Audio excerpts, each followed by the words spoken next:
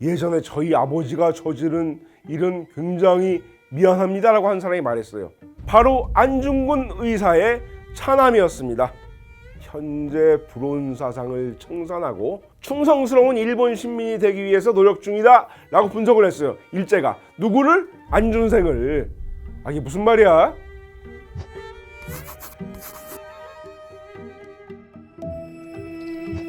안녕하세요. 유석재 조선일보 역사문화 전문기자입니다.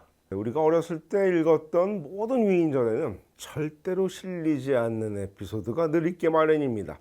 예를 들어서 황희정승의 위인전에는 그때 아주 조선을 발칵 뒤흔들어 놓았던 친구 아내와의 스캔들, 이런 게 전혀 실리지 않았죠. 어린이용 위인전에는. 안중근 의사의 위인전에도 절대 실리지 않는 내용이 있습니다.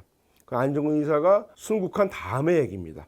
그 아들이 나중에 과연 어떻게 됐는가? 세상을 떠들썩하게 하고 온 국민을 분노케 한 이 사람이 그냥 나는 평범한 삶을 살고 싶다 이런 건 아니었는지 의심이 가는 대목입니다.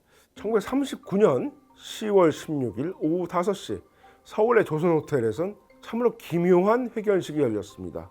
예전에 저희 아버지가 저지른 일은 굉장히 미안합니다라고 한 사람이 말했어요.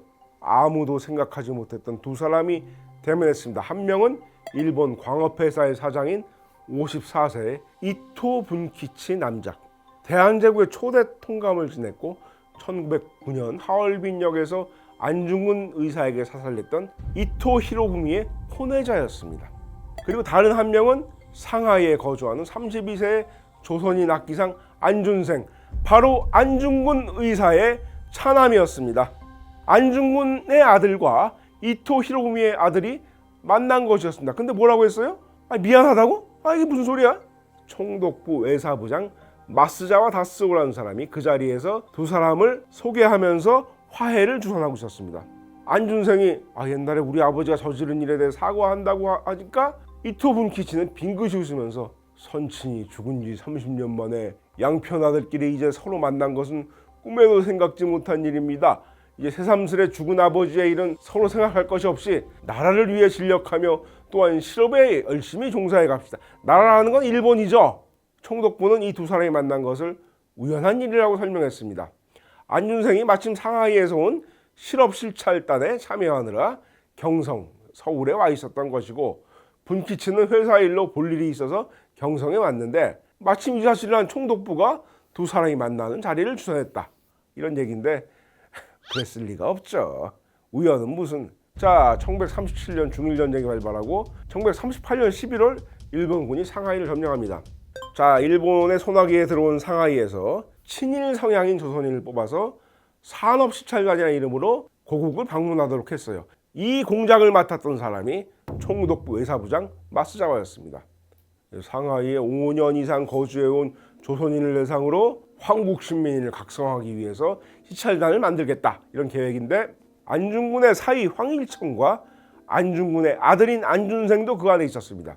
현재 불온사상을 청산하고 충성스러운 일본 시민이 되기 위해서 노력 중이다 라고 분석을 했어요. 일제가 누구를? 안준생을. 이게 무슨 말이야? 특별 경호하도록 조치를 했습니다. 마침 1909년 10월 안중근이 이토 히로부미를 저격한 지 30주년이 된 시점이었어요. 때 맞춰서 이제 이토 분키치를 경성에 오도록 해서 만나기만 하면 되는 거죠. 이 계획이 실행됐습니다. 그대로 안준생은 부친 안중근 의사의 의거 2회 전인 1907년에 황해도 해주에서 태어났고, 그의 형인 안분도라고도 하고 안문생이라고도 합니다. 2살 차이였습니다. 그런데 분도는 1911년에 6살 때 길에서 누가 준 과자를 먹고 죽었습니다. 일제 밀정에 의한 독살을 수정하는 사람도 있습니다. 그러니까 안중근 아들은 안준생만 남은 거예요. 안준생은 가족과 함께 연해주와 북만주를 전전해 다니다가 1919년에 상하이의 프랑스 조교에서 지내게 됐습니다. 대학을 다니면서 항일운동 후원에 나서게 됐습니다. 윤봉길 의거가 일어난 이후에 임시정부는 상하이를 탈출했습니다.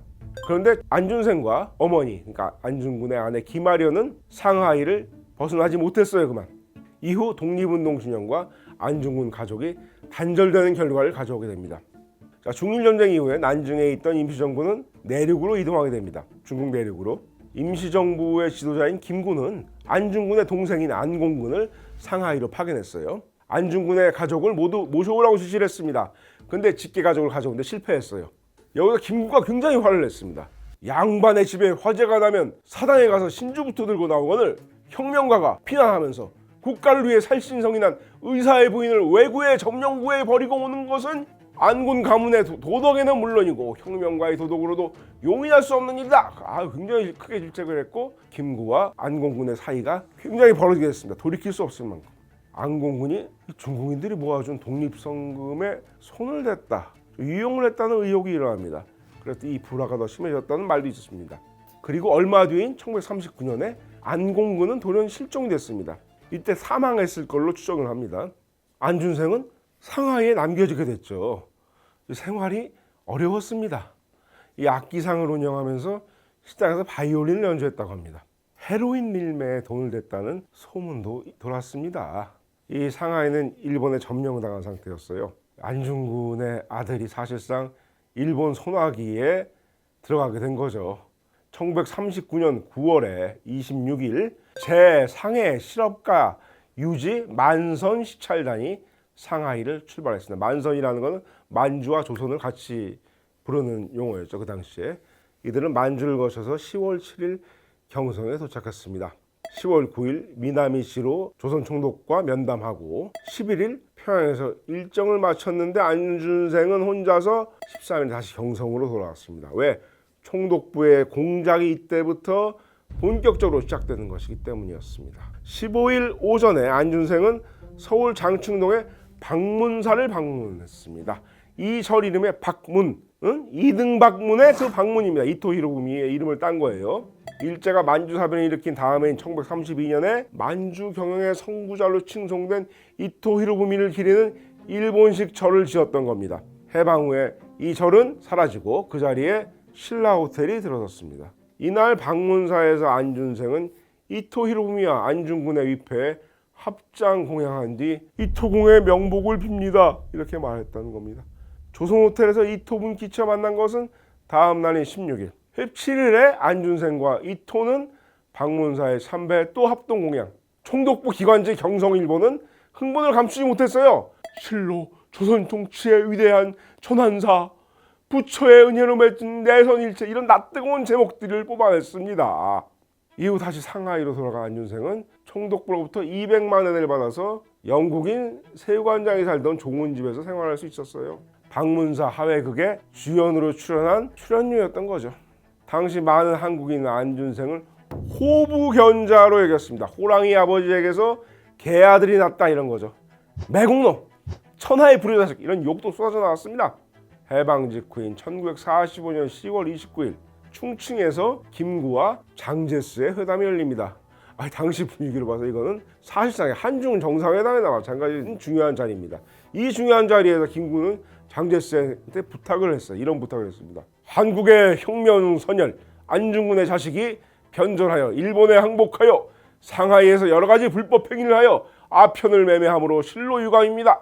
한국 임시정부에 도움되지 않으므로 엄중하게 처리해야 할 것입니다. 위원장께서 직접 상하이 경비사령부에 명령을 내려 안준생 등을 구금해 주기 바랍니다. 안준생 당장 잡으라는 요구를 한 거예요. 그 중요한 자리에서. 이 말을 들은 장제스는 좀 당황하죠. 자초지종을 모르니까 이 사람은 상세한 상황을 서면으로 작성해서 주세요 라고만 했을 뿐이지 특별한 조치를 취하진 않았습니다. 11월 5일 귀국길에 상하이에 들른 김구는 중국 관원에게 이렇게 다시 부탁을 합니다. 잡아다 혼쭐을 내고 개과천선을 시키겠다는 수준의 계획이 아니었습니다. 좀 믿어지지가 않는데, 민족 반역자로 변절한 안준생을 체포하여 교수형에 처하라. 도대체 어디에 이런 말이 나오냐고요? 백범일주입니다. 안준생에 대한 김구의 증오가 어느 정도였는지 알 수 있는 대목이었을 것입니다. 이런 상황에서 안준생이 어떻게 귀국을 해요? 절대 못하죠. 국공내전으로 1949년 5월에 공산군이 상하이를 점령하기 직전 홍콩으로 피난했습니다. 그리고 어쩐 일인지 1950년 6월 귀국을 했어요. 그 한 해 전에 김구가 암살당했기 때문에 이제 안심할 수 있다고 생각했을 수도 있죠. 전쟁을 피해 귀국했는데 언제라고 그랬죠? 1950년 6월. 또 전쟁이 났어요. 6.25 전쟁이. 1951년 1월에 부산으로 피난했는데 폐결핵에 걸립니다. 그때 우리나라 국군 해군 참모총장이 손원일 제독이었는데 부산항에 정박 중이던 덴마크 병원 정크선에서 치료를 받게 주선을 해줬어요. 손원일의 아버지는 민족운동가 손정도 씨였는데 상하이에서 대한적십사사 회장을 맡았는데 안준생의 숙부인 안정근과도 친분이 있었던 겁니다. 안준생은 하지만 그해 4월 30일 사망을 합니다. 만 44세였습니다. 안준생의 방문사 화해극은 명백한 친일 행동이었어요. 잘못된 행위였죠. 부친이 행한 의거의 의미를 격화시키고 많은 동포를 아주 실망에 빠뜨렸습니다. 하지만 여러분, 우리가 생각해 봐야 할 게 있습니다. 안준생은요, 태어나 보니까 아버지가 안중근이었던 인물이었습니다. 아주 어려서 기억이 안 날 때 이미 아버지는 의거를 했습니다. 그리고 어려서부터 너는 안중근의 아들이니 반드시 큰일을 해야 한다, 압박감 속에 자랐을 거예요. 그러나 만약에 이 사람이 정신적, 육체적으로 나약했던 평범한 인간일 뿐이었고 자신은 그냥 남들처럼 그냥 평범한 생활을 영위하고 싶었을 뿐이라면, 물론 그렇다 하더라도 선을 넘었습니다. 이 사람은 어려서부터 일제의 감시와 압력을 받고 살아야 했지만 제대로 된 보호를 받지 못했고 온 가족이 계속 연해주로, 북만주로, 상하이로 떠돌아다니며 살아야 했습니다. 장충동에 가서 화해쇼를 벌이고 아버지를 팔아넘기고서라도 이런 삶의 수레바퀴에서 벗어나고 싶었던 것은 아닐까요? 일제에게 이용당한 안준생은 그 보수로 얻은 상하이의 좋은 집마저 전쟁의 와중에 잃어버렸습니다. 당장 교수형에 처해야 할 자라는 말이 민족 지도자의 입에서 나올 정도로 손가락질을 받아야 했고 독립운동사의 흑역사를 남게 됐어요.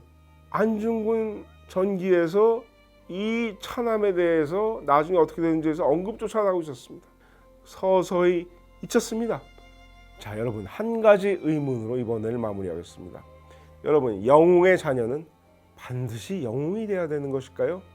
그 압박감이 종종 역사에서 오히려 엉뚱한 결과를 빚는 것은 아닐까요?